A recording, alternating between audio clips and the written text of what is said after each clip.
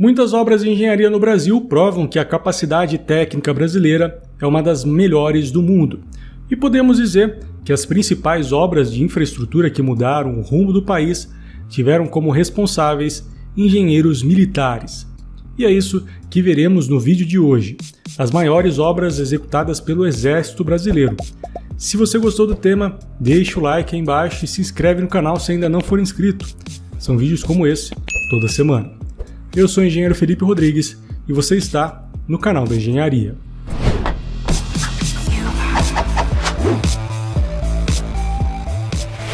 Poucos sabem, mas o termo engenharia civil está diretamente ligado à conhecida engenharia militar.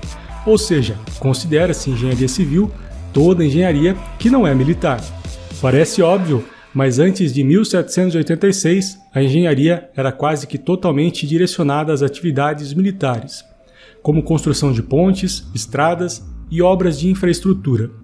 Com a demanda cada vez maior por construções de edificações não ligadas às forças militares, surge a partir da Revolução Industrial o primeiro engenheiro civil, o autoproclamado John Smeaton. Graças a ele, houve uma clara separação entre as funções, ficando os engenheiros militares encarregados somente das obras militares e os engenheiros civis pelas demais obras. Nos tempos mais recentes aqui no Brasil, os engenheiros militares tiveram uma enorme importância no desenvolvimento nacional, com obras que mesmo após 40, 50, 60 anos, estão entre as maiores e mais importantes do mundo. Por incrível que pareça, o Brasil é um dos poucos países do mundo onde o Exército pode atuar na construção de obras de infraestrutura em todo o território nacional. Isso desde 1880, com a promulgação da Lei de Segurança Nacional de Dom Pedro II, que permitia que forças do Exército pudessem atuar principalmente na construção de estradas de ferro e linhas telegráficas considerados estratégicos para o Estado na época. A primeira grande obra de infraestrutura do Exército foi uma estrada de ferro que ligava o Paraná ao Mato Grosso, ligação que permitiu o escoamento de mercadoria, que foi essencial para o desenvolvimento do sul do país. A partir daí, com a implantação de batalhões de engenharia e construção espalhados por todo o Brasil, a participação do Exército na construção de ferrovias foi responsável por importantes trechos que ligam o extremo norte ao extremo sul do país, atuando durante décadas na construção desse tipo de obra. Talvez uma das obras mais importantes do Brasil até hoje, a hidrelétrica de Itaipu, que inclusive já fizemos vídeo aqui no canal, teve a participação integral do comando do Exército. Na época o Brasil era presidido pelo general Emílio Médici, e um tratado chamado Tratado de Itaipu, assinado pelo general Juraci Magalhães, então ministro de Relações Exteriores do Brasil, com o Paraguai, foi o que permitiu o início da construção de Itaipu Binacional. Considerada até hoje a maior hidrelétrica do mundo em geração de energia, apesar de não ter a mão de obra direta do Exército aplicada na sua construção, afinal, a construção demandou de mais de 50 mil trabalhadores de mais de uma dezena de empresas de 5 países diferentes. Toda a gerência dos recursos financeiros direcionado para a obra foi feita pelo Exército Brasileiro, custando 27 bilhões de dólares. Itaipu é responsável por 17% da energia consumida no Brasil. Na época da sua inauguração, a usina era responsável por quase 50% do consumo nacional. A receita gerada por Itaipu Binacional é de 3,5 bilhões de dólares anualmente, o que desde a sua inauguração seria o suficiente para cobrir quase 6 vezes o seu custo. Mas isso não é nada comparado à movimentação econômica gerada por Itaipu, que atende milhares de indústrias em toda a região sul e sudeste do Brasil, que gera trilhões de reais em receita todos os anos. Outra obra igualmente imponente é a Ponte Rio-Niterói.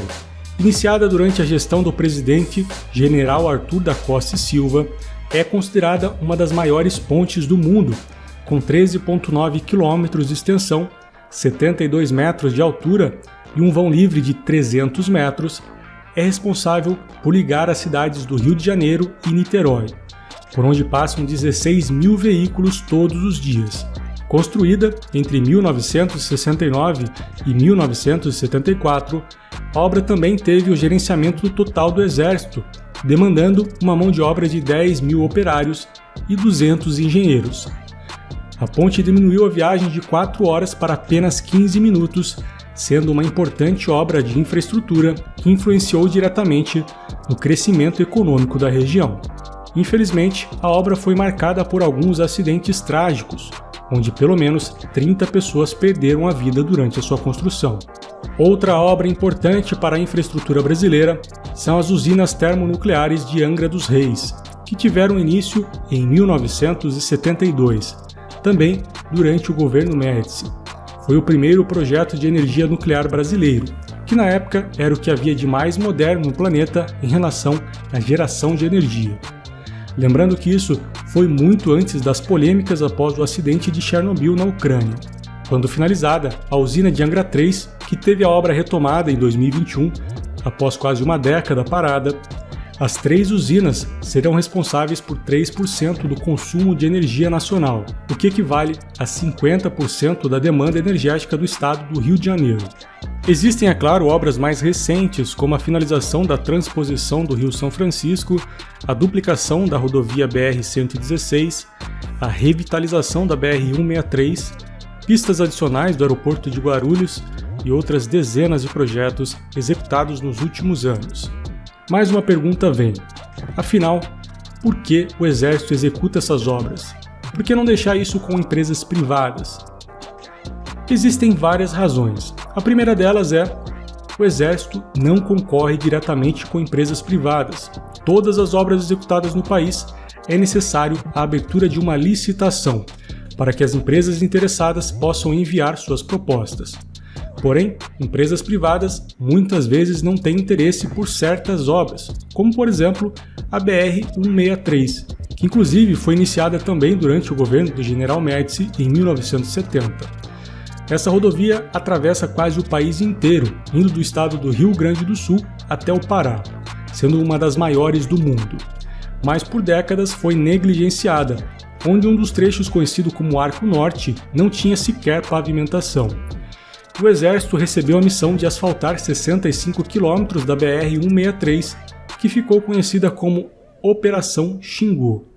A dificuldade para a execução da obra, o clima e o prazo de execução fez com que nenhuma empresa se interessasse pelo projeto, que foi executado em poucos meses pelo 8º Batalhão de Engenharia e Construção do Pará. A outra razão é o que o Exército chama de adestramento. Todos os oficiais e engenheiros militares usam as obras executadas pelo Exército como parte da sua formação técnica, onde aprendem na prática todas as técnicas construtivas realizadas em obras de infraestrutura. Conhecimentos esses que poderão ser utilizados em eventuais missões militares, como uma guerra, por exemplo. Por isso, não há o chamado desvio de finalidade. Afinal, todo o conhecimento adquirido pelos oficiais tem o objetivo final de ser empregado em situações de segurança nacional. E é claro que não podemos esquecer do custo. Em muitos casos onde obras precisam ter seus custos drasticamente reduzidos por alguma razão, uma obra executada pelo Exército é essencial. Pois, como não é necessário a contratação de mão de obra, afinal os soldados são direcionados para tal, além do Exército realizar a tarefa sem almejar qualquer lucro, obras executadas por militares são até 50% mais baratas que obras realizadas por empresas terceirizadas. Por maiores que sejam as críticas aos governos militares ou até mesmo aos militares como instituição, por uma parcela da população, grande parte das obras de infraestrutura mais importantes nos dias atuais foram executadas sob a gestão de militares, o que possibilitou que o Brasil saísse da 45ª posição do PIB mundial em 1964 para a 10ª posição em 1985. É inegável o desenvolvimento alcançado pelo país nesse período. Com toda certeza, o Brasil só está entre as 10 maiores economias do mundo graças a essas grandes obras de infraestrutura que dificilmente sairiam do papel nos dias de hoje. Mas agora eu quero a sua opinião. Acha que essas obras foram realmente importantes? Ou que o Brasil ainda assim seria o que é hoje mesmo se elas nunca tivessem existido? Me fala aí embaixo nos comentários. E é claro que por conta da situação inflamada que se encontra o Brasil, peço que não haja nenhum tipo de comentário ofensivo. O vídeo de hoje é isso, eu espero que você tenha gostado. Se gostou, deixa o like e se inscreve aí embaixo se ainda não for inscrito. Eu te aguardo no próximo vídeo. Valeu e até lá!